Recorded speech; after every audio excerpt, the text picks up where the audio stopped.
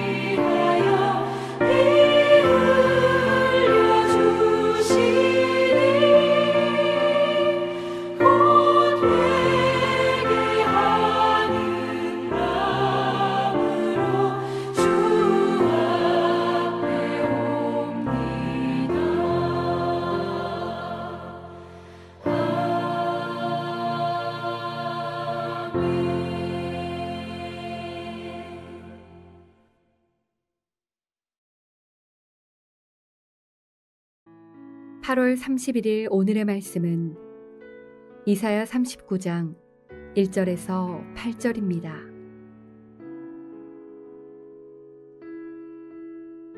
그때 발라단의 아들 바벨론 왕 무로닥 발라단이 히스기야가 병들었다가 나았다 함을 듣고 히스기야에게 글과 예물을 보낸지라. 히스기야가 사자들로 말미암아 기뻐하여 그들에게 보물 창고 곧 은금과 향료와 보배로운 기름과 모든 무기고에 있는 것을 다 보여주었으니 히스기야가 궁중의 소유와 전 국내의 소유를 보이지 아니한 것이 없는지라. 이에 선지자 이사야가 히스기야 왕에게 나아와 묻되 그 사람들이 무슨 말을 하였으며 어디서 왕에게 왔나이까 하니 히스기야가 이르되 그들이 원방 곧 바벨론에서 내게 왔나이다 하니라. 이사야가 이르되 그들이 왕의 궁전에서 무엇을 보았나이까 하니 히스기야가 대답하되 그들이 내 궁전에 있는 것을 다 보았나이다. 내 창고에 있는 것으로 보이지 아니한 보물이 하나도 없나이다 하니라. 이사야가 히스기야에게 이르되 왕은 만군의 여호와의 말씀을 들으소서. 보라, 날이 이르리니 내 집에 있는 모든 소유와 내 조상들이 오늘까지 쌓아둔 것이 모두 바벨론으로 옮긴 바 되고 남을 것이 없으리라. 여호와의 말이니라. 또 내게서 태어날 자손 중에서 몇이 사로잡혀 바벨론 왕궁에 환관이 되리라 하셨나이다 하니 히스기야가 이사야에게 이르되 당신이 이른바 여호와의 말씀이 좋소이다 하고 또 이르되 내 생전에는 평안과 견고함이 있으리로다 하니라.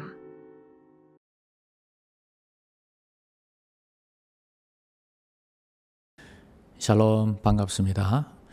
오늘도 참으로 좋은 날입니다.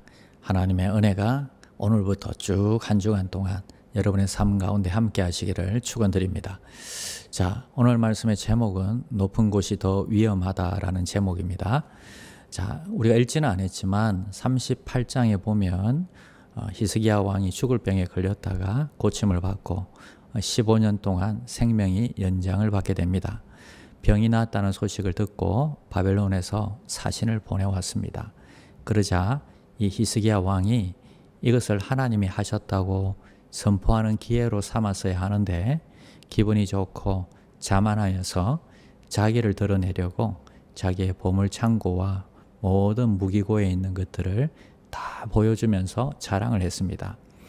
결국 이 일로 인해서 이사야 선지자가 와서 하나님의 책망의 말씀을 전하는데 자신이 자랑하며 보여줬던 모든 것을 다 빼앗기게 될 것이고 또 자녀들이 그의 후손들이 포로로 잡혀가게 될 것이다. 심판을 예언하게 됩니다. 오늘 본문 말씀을 통해서 하나님은 우리에게 어떤 진리를 가르쳐 주실지 한번 살펴보겠습니다. 첫 번째는 바로 자기 자랑으로 망하게 된다는 것입니다. 1절과 2절 그때의 발라단의 아들 바벨론 왕 무로닥 발라단이 히스기야가 병들었다가 나았다 함을 듣고 히스기야에게 글과 예물을 보낸지라. 히스기야가 사자들로 말미암아 기뻐하여 그들에게 보물창고 곧 은금과 향료와 보배로운 기름과 모든 무기고에 있는 것을 다 보여주었으니 히스기야가 궁중의 소유와 전 국내의 소유를 보이지 아니한 것이 없는지라. 병들었다고 나았다는 소식을 듣고 바벨론의 사신이 왔습니다. 그러면 내가 이렇게 아팠는데 하나님이 고쳐주셨습니다. 이렇게 간증하면 되는 거죠. 하나님을 증거하고 하나님께 영광을 돌렸으면 얼마나 좋겠습니까? 그런데 히스기야는 오히려 이것을 통해서 자기를 자랑하는 방법으로 삼았던 것입니다. 모든 보물과 모든 무기고 안에 있는 것들을 다 보여주면서 자랑했던 것입니다. 자, 우리는요, 이 자기 자랑으로 인해서 망하는 것 같아요. 이런 것들 때문에 우리가 망한다, 교만해진다 싶는 것입니다. 자기를 과시하고 싶었던 것이고, 그리고 이것이 바로 교만이다 하는 것입니다. 자기 과시, 자기 자랑. 내가 이만한 왕이다 하는 것입니다. 내가 이 정도는 된다 하는 것입니다. 사실 히스기야가 지금 살아있는 것도 하나님의 은혜고 자기가 잘나서가 아니라 하나님이 도와주셔서 그만한 업적을 남긴 것이 아닙니까? 그런데 그것을 자랑하고 과시하고 있다는 것입니다. 잠언 16장에 보면 교만은 패망의 선봉이요 거만한 마음은 넘어짐의 앞잡이다. 그렇게 말씀하셨습니다. 결국 이 일로 인해서 5절부터 보면 심판이 예언되고 있습니다. 사랑하는 여러분, 저를 포함해서 오늘 내 삶에 일어나는 놀라운 일들은 모두가 다 하나님의 은혜라고 고백하시기를 바랍니다. 내가 뭔가를 잘했어도 그게 다 하나님의 은혜요. 그걸 잊어버리면 안 됩니다. 그래서 늘 감사하고 또 감사하고 감사를 나누는 귀한 종들이 되시기를 바랍니다. 내 삶을 통해서 나타난 놀라운 일들을 성공과 은혜를 하나님께 영광을 돌리고 하나님을 증거하는 기회로 삼는 귀한 종들이 되시기를 축원드립니다. 자, 두 번째는요, 바로 영적 긴장이 풀림으로 인해서 우리가 망한다 하는 것입니다. 또 다른 각도에서 우리가 이 말씀을 생각해 보면요, 히스기야 왕이 왜 이렇게 어리석은 행동을 한 걸까요? 문제가 뭘까요? 앞에서 아수르의 18만 5천 명의 이 대군이 쳐들어왔을 때에도 그는 기도하던 사람입니다. 죽을 병에 걸렸을 때에도 간절히 기도했던 사람입니다. 자, 그런데 왜 이렇게 너무 쉽게 교만해지고 너무 쉽게 그가 타락하게 되었을까요? 자, 그것은요, 영적인 긴장이 다 풀려버렸다는 것입니다. 우리도 그렇지 않습니까? 뭔가 큰 일이 있으면요, 막 긴장하고 기도하다가 그 일이 끝나고 나면 긴장이 풀려서 이제 다 잊어버리게 되는 것입니다. 노아가 그랬죠. 노아가 이 홍수 심판을 대비할 때는요, 얼마나 열심히 그 방주를 만들었습니까? 그러나 끝나고 난 다음에는요, 포도나무에서 포도주를 취해서, 그리고는요, 그것을 이제 완전히 취해가지고 옷을 다 벌거벗고 실수를 하게 되는 것입니다. 영적인 긴장이 풀려버렸다는 것입니다. 다윗도 마찬가지입니다. 어려울 때는 정말 하나님을 의지하고 하나님께 묻고 힘들어도 바보 같아도 하나님 말씀에 의지해서 행했던 사람입니다. 그런데 모든 고난의 시기가 끝나고 태평성대가 이제 되니까요, 전쟁에 나가지도 않고 옥상에서 거닐다가 밧세바를 보고 죄를 범하게 되는 것입니다. 뭔가요? 영적인 긴장이 풀려버렸다는 것입니다. 영적으로 안일해지니까요, 나중에는요, 큰 죄를 범하게 되는 것입니다. 저도 어저께 큰 실수를 범했죠. 우리 교인들한테 갑자기 이렇게 지금 대면 예배에서 인터넷 예배로 전환하는데 밴드에만 이 광고를 올리고 카톡으로 광고를 다 보내질 않았어요. 깜빡한 거예요. 그리고 난 다음에 제가 실수한 걸 언제 알았냐면 몇 분이 이 교회에 직접 또 찾아오신 거예요. 다행히 이분들이 다 중직들이고 다 신앙이 좋은 분이셨기에 다행이지, 또 신앙이 없는 분이나 또 여린 분이나 이제 막 나온 초신자였다면 어떻게 했을까 하고 내가 정말 앞이 깜깜하더라고요. 이 참 긴장이 풀렸구나 하는 생각이 듭니다. 이 방송을 통해서 우리 성도님들 헛걸음하신 분들한테 죄송합니다. 얼마나 간절히 사모했으면 이렇게 이 어려운 시국에도 대면 예배를 하시겠다고 찾아오셨는데 교회 문은 잠겨 있고 제가 생각만 해도 아찔합니다. 다음부터는 좀 많이 도와주시고 또 혹시 이런 광고가 있으면 또 여러분들이 주위에 좀 알려주시기를 바랍니다. 우리가 이런 일들도 생기네요. 정말 죄송하게 생각합니다. 자, 우리가 다 이게 긴장이 풀려서 그런 것 같습니다. 너무 오랫동안 코로나가 지속되니까 다들 이제는 좀 멍해진 것 같습니다. 다들 정신을 차려야 되겠습니다. 세 번째는요, 결국 이 일로 인해서 이사야 선지자가 히스기야 왕의 이 교만을 보면서 책망을 했습니다. 자, 그 이후에 히스기야가 하나님 앞에 회개하고 정말 다시 매달려서 이 모든 것들을 회개하고 하나님 다시 돌이키십시오 하고 했더라면 얼마나 좋았을까 합니다. 왕궁의 모든 것과 왕의 열조가 오늘까지 쌓아두었던 것들 다 바벨론에 빼앗기고 또 이 왕의 후손들 중에서 바벨론의 포로로 잡혀가게 된다 하는 예언을 들었을 때 히스기야가 다시 한번 마지막으로라도 하나님 앞에 엎드렸더라면, 기도해서 매달렸더라면 얼마나 좋았을까 하는 것입니다. 자, 그런데 8절 말씀에 히스기야가 뭐라고 했는가 하면, 히스기야가 이사야에게 이르되 당신이 이른 바 여호와의 말씀이 좋소이다 하고 또 이르되 내 생전에는 평안과 경고함이 있으리로다 하니라. 지금 히스기야가 후대에는 형벌이 있을 것이나 자기 시대에는 형벌을 받지 않기 때문에 안심이 되어서 하는 말이 아닙니다. 자, 선지자를 통해서 주신 하나님의 말씀을 인정하고 순복의 태도로 이렇게 대답한 것입니다. 하나님 맞습니다. 내가 교만했습니다. 오만했습니다. 인정합니다. 이런 뜻입니다. 자, 그럼에도 불구하고요, 히스기야 정도 됐다면 하나님 앞에 다시 또 엎드리고 기도했더라면 하고 아쉬움이 남습니다. 왜냐하면요, 그 뒤에 있을 일들이 너무나 엄청난 일이기 때문입니다. 바로 많은 것들을 갖다 잃어야 하기 때문에, 특히 자신의 이 자녀들이, 후손들이 어려움을 겪기 때문에, 다음 세대가 어려움을 겪기 때문에 하나님 앞에 눈물로 매달렸더라면 하는 생각이 듭니다. 후대를 위해서 눈물로 회개하며 긍휼을 구하는 기도, 모세처럼 하나님 안 됩니다. 제가 차라리 그 벌을 받겠습니다. 이런 백성들의 죄악을 놓고 중보하던 모세의 기도처럼 그렇게 기도했더라면 하는 것입니다. 제 생각에는요, 하나님이 분명히 또 그 뜻을 돌이켜 주셨을 것이라 믿습니다. 여러분, 후세대의 신앙을 위해서 영적인 몸부림이 있기를 소원합니다. 우리 자녀들의 신앙과 삶을 위해 기도하는 저와 여러분들이 되시기를 축원드립니다.